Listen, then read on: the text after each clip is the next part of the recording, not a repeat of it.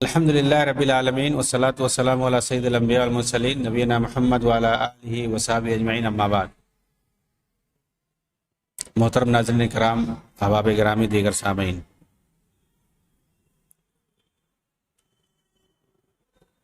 اخوانیوں کے تعلق سے ہماری گفتگو چل رہی ہے کہ کس طرح سے ان لوگوں نے خودکش بمباری کو جائز قرار دیا اور کس طرح سے یہ لوگ مسلم حکمرانوں سے لڑنے کو جہاد کہتے ہیں۔ انہوں نے کفار کے خلاف کبھی جہاد نہیں کیا۔ فلسطین کے تعلق سے ہماری بات ہوئی کہ کس طرح سے ٹال مٹول یہ لوگ کرتے تھے، مختلف بہانے بناتے تھے اور کبھی کہتے مصری حکومت ہمیں جانے نہیں دے رہی ہے، اور جب بات کھل کے آئے کہ بھائی دسیوں لاکھ تمہارے اندر نوجوان ممبران ہیں لیکن چند سینکڑا ہی کیوں بھیجتے ہو، تو کہتے ہیں مصری حکومت جانے نہیں دیتی ہے۔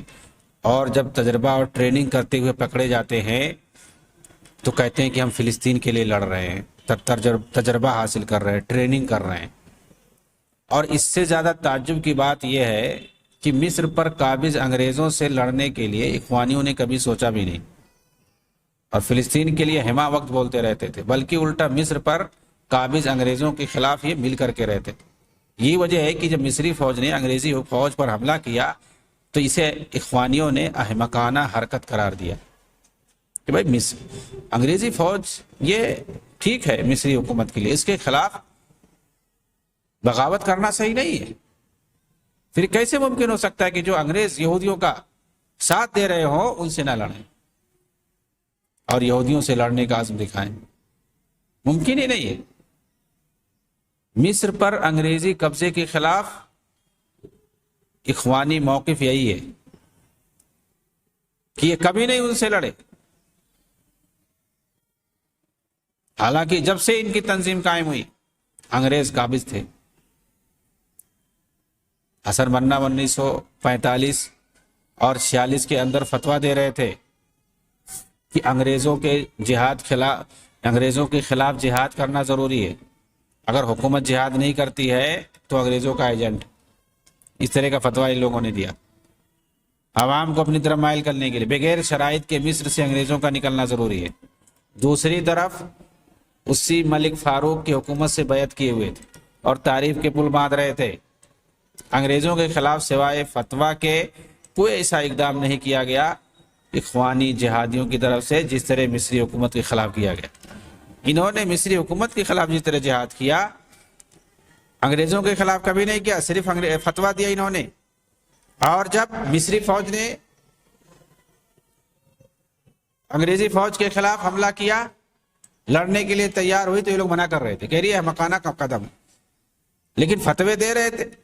اور وہاں کی جو شاہی حکومت تھی، شاہی حکومت کا تختہ پلٹا جا رہا تھا، تو یہ حسن بننا ملک فاروق سے ملے ہوئے تھے، یہ صحیح نہیں ہے، یہ حکومت بہت صحیح ہے، اس کے خلاف بغاوت کرنا نہیں صحیح ہے۔ ایک طرف یہ شاہی حکومت سے ملے ہوئے تھے اور دوسری طرف مصری فوج کو منع کر رہے تھے، روک رہے تھے کہ انگریزوں کے خلاف بغاوت صحیح نہیں ہے، اور دوسری طرف فتویٰ دے رہے تھے کہ انگریزی حکومت کے خلاف جہاد کرنا ضروری ہے۔ یعنی یہ ساری منافقانہ صورت ان کے اندر جمع تھی کہ شاہی حکومت سے بھی ملے رہو، انگریزوں سے بھی ملے رہو، اور عوام سے بھی ملے رہو۔ عوام سے ملنے کے لیے یہی طریقہ ہے، کیونکہ عوام انگریزوں سے عاجز تھی، انگریزوں کو غلط سمجھتی تھی، بس وہ چاہتی تھی کہ انگریز نکل جائیں، تو یہ فتویٰ دیتے تھے عوام میں، تو عوام یہاں تک کہ مقبول ہو جائیں۔ شاہی خاندان سے ملے ہوئے تھے تاکہ وہاں بھی ہم سرخرو رہیں، انگریزی فوج سے بھی ملے ہوئے تھے۔ اس طرح کیوں؟ اس کا پتہ کیسے چلا؟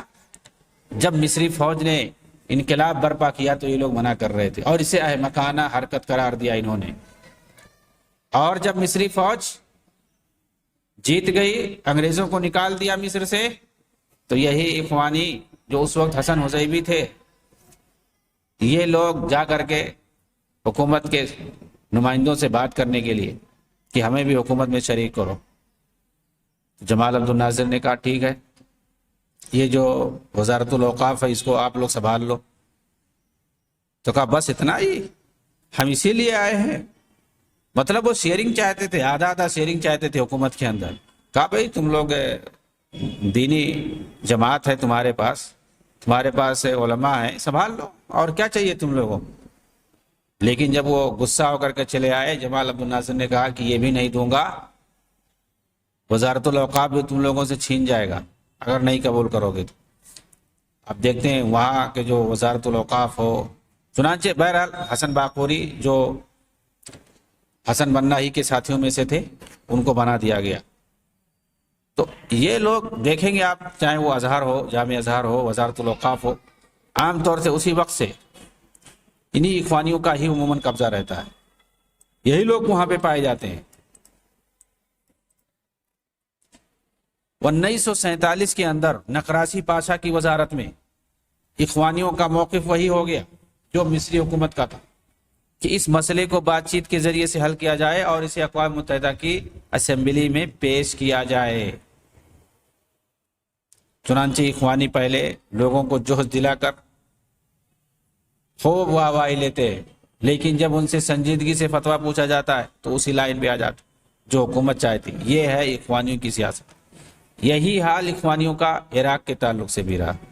پہلے انہوں نے امریکی استعمار کے ساتھ حکومت سازی میں حصہ لینے سے منع کیا، لیکن 2005 میں پول بریمر کی حکومت میں اخوانیوں کے نمائندے شامل ہو گئے، جن میں محسن عبد الحمید، استاد صلاح الدین بہا کا نام بھی آیا. یعنی شیعوں کے ساتھ حکومت میں یہ لوگ شامل ہو گئے 2005 کے اندر. پہلے منع کرتے تھے حصہ لینے سے. سنی عراقیوں نے اخوانیوں کے اس مکرانہ موقع پر اعتراض کیا، لیکن کرسی ملنے کے بعد ان پر کوئی فرق پڑنے والا نہیں. چنانچہ استاد محمد جمعہ نے کہا وقد بدأ للعيان المآزق التي تعيشها الجماعة عندما قرر الحزب الإسلامي العراقي بقيادة الأستاذ محسن عبد الحميد المشاركة في مجلس الحكم الانتقالي المعين من قبل الاحتلال، فإن مشاركة الإخوان في هذا المجلس سيجعلهم عمليا ضمن المسؤولين تاريخيا عن هذا النهب المنظم لمقدرات الشعب العراقي. یہ استاد محمد جمعہ جو سنی تنظیم کے اہل سنت والجماعت کے صدر تھے، انہوں نے باقاعدہ یہ بیان دیا کہ اخوانی جماعت الحزب الاسلامی العراقی جس کا نام تھا، اس نے موجودہ عبوری حکومت کے اندر جو مشارکت کی ہے، اس سے پتہ چلتا ہے اور یہ اس بات کا پیغام ہے کہ امریکیوں نے، ایرانیوں نے جس طرح سے ملک کو لوٹا ہے، یہ بھی اس میں برابر کے شریک ہیں، انہوں نے بھی اس میں تعاون کیا. اسی وجہ سے انہوں نے انکار نہیں کیا اور حکومت کے اندر حصہ لیا ہے 2005 میں. تو ان کو حکومت ملنی چاہیے، حکومت کے اندر مشارکت ہونی چاہیے، کم سے کم شرکت ہونی چاہیے. اخوانیوں کی خیانت عراق میں اسی پر نہیں رکی ہے، بلکہ عراق کی تقسیم کے لیے امریکی استعمار نے جو دستور وضع کیا تھا اس کی بھی اخوانیوں نے موافقت کر دی تھی، جس کی روح سے عراق کو عرب ملکوں سے نکال کر ایران سے ملانا تھا اور اس کی سنی شبیہ کو ختم کرنا تھا، ساتھ ہی اسلامی شریعت کو دستور سے نکالنا تھا.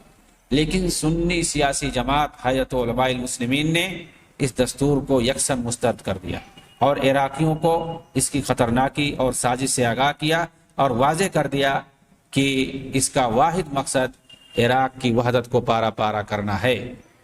اور ایک دوسرے سنی پلیٹ فارم مجلس الحوار الوطنی السنی کے ترجمان استاد صالح المطلق نے کہا ان الدستور سہم فی قلب العراق وہو معد لتمزیق وحدت العراق، کہ یہ جو نیا دستور تیار کیا گیا یہ عراق کے قلب میں ایک تیر گھونپا گیا ہے، ایک چھورا گھونپا گیا. یہ عراق کی وحدت کو پارا پارا کرنے کے لیے تیار کیا گیا ہے. وہو معد لتمزیق وحدت العراق وكل من يؤمن بحرية بلده عليه يذهب ويقول لا للدستور الذي يشبه العراق. اور جو بھی آزادی سے اس ملک میں رہنا چاہتا ہے اس کے لیے ضروری ہے کہ وہ جا کے کہے کہ ہمیں ایسا دستور نہیں چاہیے جو عراق کی وحدت کو پارا پارا کر رہا ہو، اس کی سالمیت کو جو ذبح کر رہا ہو، ایسا دستور ہمیں نہیں چاہیے. اخوانیوں کی عراق کے ساتھ اس غداری اور خیانت کی وجہ سے اخوانی پارٹی سے بہت سے ممبران نے استعفیٰ دے دیا، اور ان سب نے اس کی یہ وجہ بتائی کہ ان الاعضاء المستقلین یرفضون بشکل قاطع موقف الحزب الذي انشق عن الصف الوطنی لتقویة المناهضة للقوی المناهض للاحتلال ودعا بقیت اعضاء الحزب الى استقالہ كذلك. کہا یہ ملک کے خلاف، ملک کی وحدت کے خلاف یہ باقاعدہ جنگ ہے جو اس پارٹی نے اختیار کر رکھی ہے، اور ان لوگوں نے کہا کہ ہم اور دوسرے اعضاء اور ارکان کو دعوت دیتے ہیں کہ وہ استعفیٰ دے دیں، فوری طور پر وہ استعفیٰ دے دیں. مصر کے اخوانیوں نے اس پر کسی کا کوئی اعتراض نہیں کیا. یعنی عراق میں اخوانیوں نے جو کچھ کیا، مصر کے جو اخوانی تھے، وہاں کے جو مرشد عام تھے محمد عاکف، کوئی اعتراض نہیں کیا، بلکہ ان سے جب پوچھا گیا کہ بھائی وہاں کے اخوانی اس طرح سے موقف رکھتے ہیں جو عام سنیوں کے خلاف ہے، وہاں جو ایرانی شیعہ جو موقف رکھتے ہیں وہی موقف وہ لوگ رکھ رہے ہیں، ایسی کیا وجہ ہے؟ تو محمد عاکف نے جواب دیا تھا 2005 کے اندر، انہوں نے کہا نحن لا نشک فی اخلاص و دین اخواننا، ہمارے جو اخوانی جماعت سے منسلک وہاں کے لوگ ہیں ان کے دین میں اور اخلاص میں ہمیں کوئی شک نہیں ہے. انہم یتخذون الموقف الذی یریدونہ مناسبا، وہ وہاں جو موقف بہتر سمجھ رہے ہیں وہ اختیار کر رہے ہیں بناء علی فقہ و دراست و اصول، ولہذا نقول لک اہل مکہ ادری بالشعابیہ. ان کے لیے جو مناسب ہے وہی جو سمجھتے ہیں اچھا وہ کام کر رہے ہیں. ہم یہی کہیں گے کہ اہل مکہ ادری بشعابہا، کہ اہل مکہ اپنی گھاٹیوں کے بارے میں زیادہ بہتر جانتے ہیں، یعنی اہل عراق کی مصلحت کے بارے میں زیادہ بہتر جانتے ہیں. ورب الدار عالم بما فیہ ہے، اور ایک آدمی اپنے گھر کے بارے میں زیادہ اچھا جانتا ہے. اس طرح کہہ کر کے انہوں نے اپنا پلو جھاڑ لیا.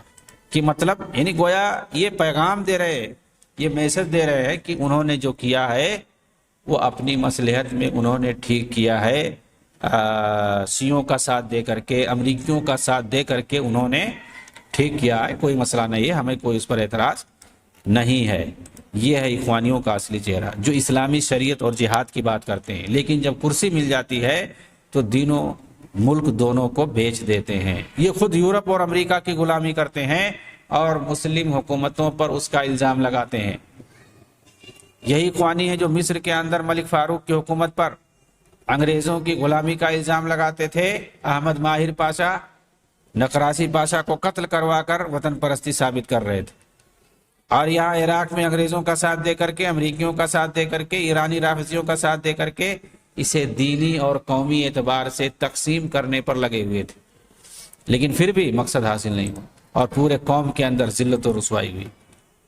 سب لوگوں نے انہیں ذلیل کیا، رسوا کیا. اسی طرح سے ایک سوال ہے کہ کیا کنال کی جنگ میں اخوانی شامل تھے، جو 1952 میں انگریزوں کے خلاف لڑی گئی تھی لڑائی، اور مصر کو انگریزوں کی قابض فوج سے نجات دلایا گیا. کیا اس وقت یہ شریک ہوئے تھے؟ 1952 کے اندر اسماعیلیہ میں مصری پولیس اور انگریزی فوج کے درمیان جو لڑائی ہوئی تھی، جس میں 50 مصری جاں بحق ہوئے تھے، اور یہی لڑائی انگریزوں کے لیے مصر چھوڑنے کا باعث بنی. اس لڑائی کے بعد ہزاروں مصری فوج انگریزی فوج کو چھوڑ دیا اور اس کے خلاف کھڑے ہو گئے تھے. اکثر اخوانی اس لڑائی کا تذکرہ اس طرح کرتے ہیں جیسے انہوں نے اس میں خون پسینہ بہایا اور قربانی دی ہو، حالانکہ ایسا کچھ بھی نہیں ہے. بلکہ شاہی حکومت جو انگریزوں کے حق میں تھی، اکتوبر 1991 کے اندر جب حکومت نے انگریزی فوج کا ساتھ دینے کا اعلان کیا تو اخوانیوں کے دوسرے مرشد حسن حزیمی شاہی محل میں شاہ فاروق کو مبارکبادی دینے کے لیے گئے تھے، اور واپس آ کر اخوانیوں کو امن و شانتی کا درد دے رہے تھے. اندر جا کر کے شاہ فاروق جو کہ انگریزوں کا پٹھو تھا، انگریزوں کے اشارے پہ ناچتا تھا، اس کو گئے تھے مبارکبادی دینے کے لیے، اور پھر آ کر کے واپس اخوانیوں کے اندر امن و سمتی کا درد کہ نہیں تم کو کچھ بولنا نہیں. بلکہ 1951 کو حسن حزیبی نے کلی طور پر اعلان کیا کہ مارکے کنال میں اخوانیوں کا کوئی رول نہیں تھا، ہم شاہی حکومت کے تمام فیصلوں میں اس کے ساتھ، ہم کوئی احمقانہ حرکت نہیں کرتے۔ یعنی مصری فوج نے، مصری پولیس نے انگریزوں پر جو حملہ کیا تھا اس کو یہ لوگ بغاوت کہتے ہیں، احمقانہ فعل انہوں نے اسے قرار دیا۔ اس طرح اخوانی مرشد نے انگریزوں سے لڑائی کو احمقانہ فعل قرار دیا اور اپنی جماعت کو اس سے الگ کر لیا۔ اخبار المصری کے مندوب نے، نمائندے نے مرشد حزیبی سے انٹرویو لیتے ہوئے پوچھا کہ انگریزی اخبارات میں اخوانیوں کا بھی نام لیا جا رہا ہے کہ اس لڑائی میں وہ بھی شامل تھے؟ تو حسن حزیبی نے کہا ہم ایسی خبروں پر دھیان نہیں دیتے، ہم حکومت کے ساتھ ہیں۔ اسماعیلیہ اور پورٹ سعید کے اندر جو لڑائی انگریزی فوج اور مصری فوج کے درمیان ہوئی ہے اس میں کوئی اخوانی شامل نہیں تھا۔ آپ میری بات کی سچائی کا اندازہ اس سے لگا سکتے ہیں کہ اس لڑائی میں نہ تو کوئی اخوانی مرا نہ ہی کوئی زخمی ہوا، حتیٰ کہ کسی کا کپڑا تک نہیں پھٹا ہے۔ حقیقت یہ ہے کہ ہماری جماعت کے لوگ ایسی احمقانہ حرکت کر ہی نہیں سکتے۔ یہ بات کس نے کہی؟ حسن حزیبی نے کہی، جو دوسرے مرشد ہیں اخوانیوں کے حسن بننا کے بعد، اور یہ کوئی دوسرا نہیں لکھا ہے، یہ محمود عبدالحلیم جو کٹر اخوانی تھے، حسن بننا کے ساتھ تھے، 3 جلد پر انہوں نے کتاب لکھی ہے، اخوانیوں کی پوری تاریخ لکھی ہے 3 جلد کے اندر، بڑی بڑی ضخیم جلد ہے۔ احداث صنعت التاریخ، اخوان المسلمون احداث صنعت التاریخ کے نام سے، دوسری جلد صفحہ نمبر 497 پر انہوں نے یہ بات لکھی ہے کہ کپڑا تک نہیں پھٹا ہے، زخمی ہونے اور فوت ہونے کی تو دور کی بات ہے، اور ظاہر سی بات ہے کہ کوئی اخوانی اس میں مرا نہیں، کوئی اخوانی اس میں زخمی نہیں ہوا، کسی کا کپڑا تک نہیں پھٹا ہے، تو آخر کیسے کہا جاتا ہے کہ یورپ کے اندر یہ بات کیسے مشہور ہے انگریزی اخبارات میں کہ ہمارے اخوانی اس میں شامل تھے؟ ایسی احمقانہ حرکت ہماری جماعت کے لوگ نہیں کر سکتے ہیں۔ مطلب انگریزوں کے اندر ہی اپنے آپ کو یہ ثابت کرنا چاہتے تھے کہ جن لوگوں نے یہ کام کیا ہے یہ احمقانہ حرکت ہے، یعنی مصری فوج نے، مصری پولیس نے جو یہ کام کیا ہے یہ صحیح نہیں ہے، یہ احمقانہ کام ہے، اور ہماری جماعت کے لوگ ایسی احمقانہ حرکت نہیں کر سکتے ہیں۔ تو انگریزوں کے خلاف انہوں نے لڑائی نہیں کی، اور یہ یہودیوں کے خلاف کیسے کر سکتے ہیں؟ اخوانیوں کے مرشد حسن حزیبی کی چاپلوسی اور شاہی حکومت کی خفیہ برداری کو واضح کرتے ہوئے استاذ خالد محمد خالد نے اخبار روزہ الیوسف کے اندر ابشر بطول السلامت یا خواجہ جارج کے عنوان سے ایک مضمون لکھا۔ حد تو یہ ہے کہ خود اخوانی محمد غزالی نے حسن حزیبی کے بارے میں لکھا، کان سید حسن حزیبی رجلا ملکی النزع والوجہ۔ یہ جو حسن حزیبی تھے، دوسرے مرشد تھے، یہ شاہی حکومت سے ملے ہوئے تھے۔ فلما خان الملک فاروق الشعب المصری المکافل اخراج الانجلیز واسقط الوزارات التي اعلنت علیہم الحرب، جب ملک فاروق نے خیانت کیا مصری قوم کے ساتھ، وہ مصری قوم جو انگریزوں کو نکالنے کے لیے لڑ رہی تھی، اور اس ملک فاروق نے تمام وزارتوں کو جب ختم کر دیا، جنہوں نے انگریزوں کے خلاف اعلان جنگ کر رکھا تھا، وجاء بالسید حافظ عفیفی باشا علی انقاذ الجہاد المطعون فی ظہرہ ذهب السید حزیبی الی القصر الملکی، اور انہوں نے یعنی ملک فاروق نے دوسری حکومت قائم کی، پہلے کو تحلیل کر کے۔ اس موقع پر حسن حزیبی شاہی محل میں گئے تھے مہنئن ملک فاروق کو مبارکبادی دینے کے لیے کہ بہت اچھا کام کیا، یہ لوگ بڑا انگریزوں کے خلاف قدم اٹھا رہے تھے، اچھا کیا، پوری حکومت کو ختم کر دیا، نئی حکومت قائم کی۔ وصدرت الاوامر للاخوان كلهم ان يلتزموا الحدود، اور انہوں نے باقاعدہ سرکولر جاری کر دیا اخوانی جماعت کے اندر کہ سب لوگ سکون اور اطمینان سے رہو، کسی کو بھڑکنے کی ضرورت نہیں ہے، مصری فوج اور مصری عوام جو کام کر رہی ہے بہت غلط کام ہے، انگریزوں کے خلاف جو بغاوت کا اعلان کیا ہے، انقلاب کا اعلان کیا ہے، یہ غلط ہے۔ اخوانیوں کو خاموش کر دیا شاہی حکومت سے مل کر کے. وغلبنی السخط علی ھذا العمل الشاذ، تو کہہ رہے ہیں یہ محمد غزالی کہہ رہے جب میں نے یہ چیز دیکھی، اتنی گھٹیا حرکت جب میں نے دیکھی حسن حزیبی کی طرف سے، تو مجھے بڑی سخت تکلیف ہوئی. میں غصے سے اور غضبناک ہو گیا، سخت تکلیف ہوئی.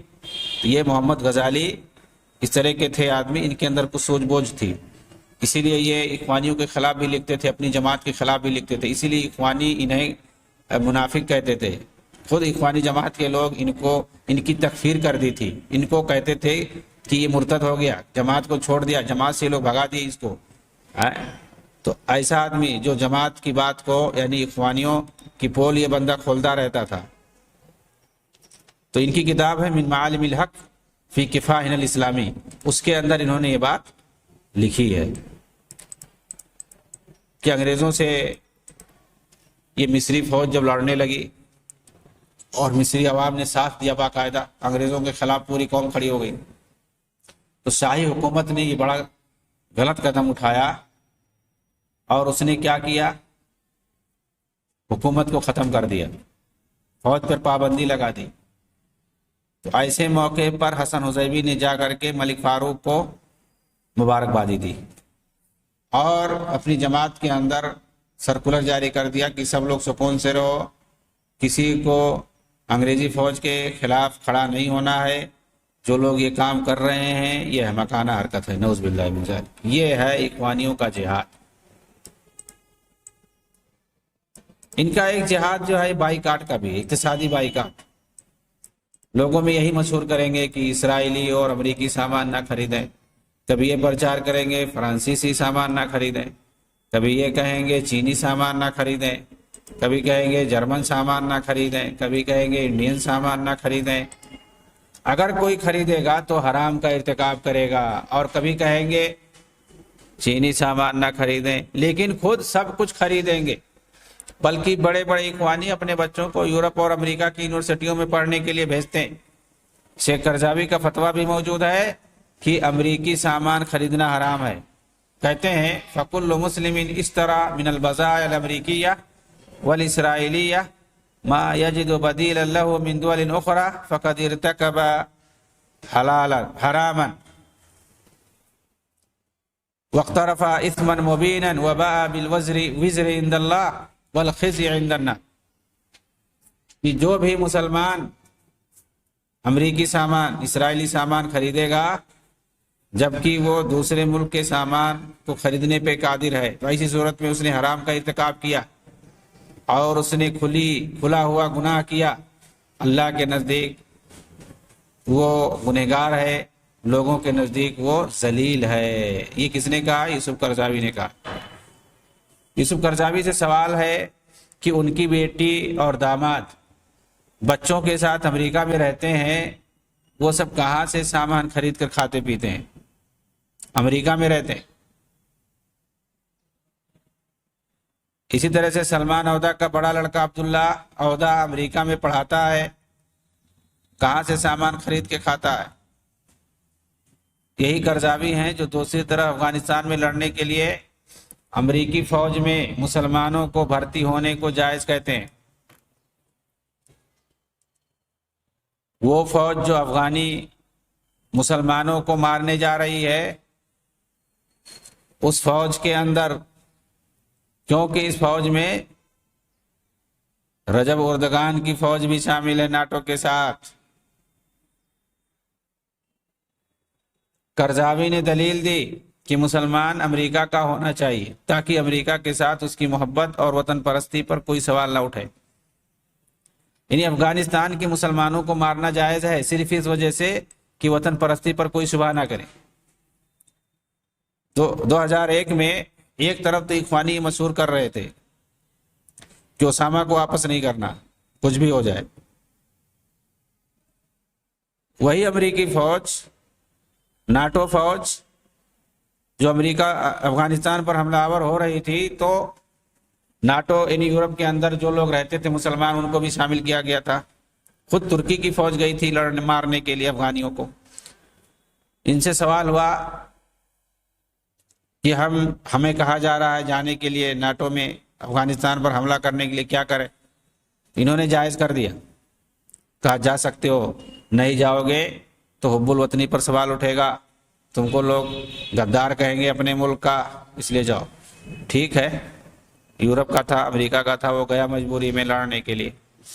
یہ ترکی کو کون سی مجبوری تھی بھائی؟ آپ جو سب سے بڑا اس کو مسلمانوں کا مسیحا مانتے ہو، اس کی کون سی مجبوری تھی؟ اس نے اپنی فوج بھیجی تھی، اس کے خلاف تو کوئی فتویٰ آپ نے نہیں دیا، اس کے لیے کیسے جائز ہو گیا؟ اس کو کون سی اپنی لائلٹی دکھانا تھی، حب الوطنی دکھانا تھی؟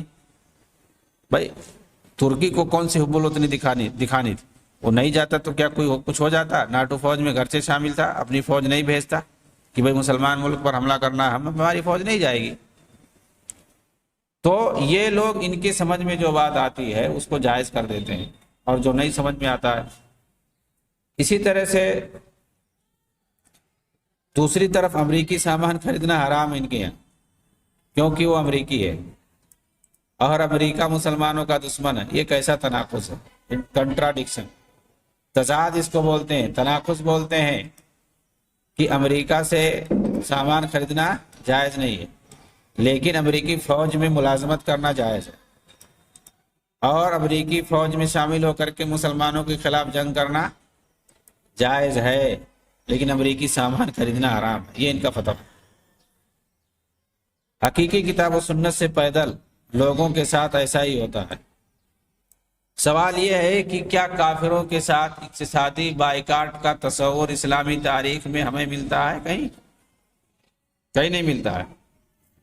مدینہ کے یہودی آپ صلی اللہ علیہ وسلم کے کٹر دشمن تھے، رومی عیسائی مسلمانوں کے کٹر دشمن تھے، ایرانی مجوسی مسلمانوں کے کٹر دشمن تھے، لیکن کسی کے تعلق سے نہیں آیا ہے کہ کبھی نبی اکرم صلی اللہ علیہ وسلم نے یا صحابہ نے یا بعد کے ادوار میں کسی نے کافروں سے اقتصادی بائیکاٹ کیا۔ کیا جس وقت رسول اللہ صلی اللہ علیہ وسلم کی وفات ہوئی اس وقت آپ نے ایک یہودی سے قرض لیا ہوا تھا اور اسی وجہ سے آپ کا زرہ اس کے یہاں رہن میں پڑا ہوا تھا؟ اور یہودیوں سے بڑا دشمن کون ہو سکتا ہے؟ یہ مسلمانوں کے ساتھ ہمیشہ ریشہ دوانیاں کرتے رہتے ہیں، پھر بھی انہی سے آپ نے ادھار لیا تھا۔ خود شام کے نبطی عیسائی خلفائے راشدین کے دور میں مدینہ آتے تھے اور سامان و غلہ بیچتے تھے اور صحابہ اسے خریدتے تھے، جبکہ اسی وقت رومی بادشاہ مسلمانوں سے جنگ کرتا تھا اور یہ نبطی اسی کے ماتحت ہوتے تھے۔ کعب بن مالک کا واقعہ نبطی کے ساتھ مشہور ہے۔ کعب بن مالک جو کہ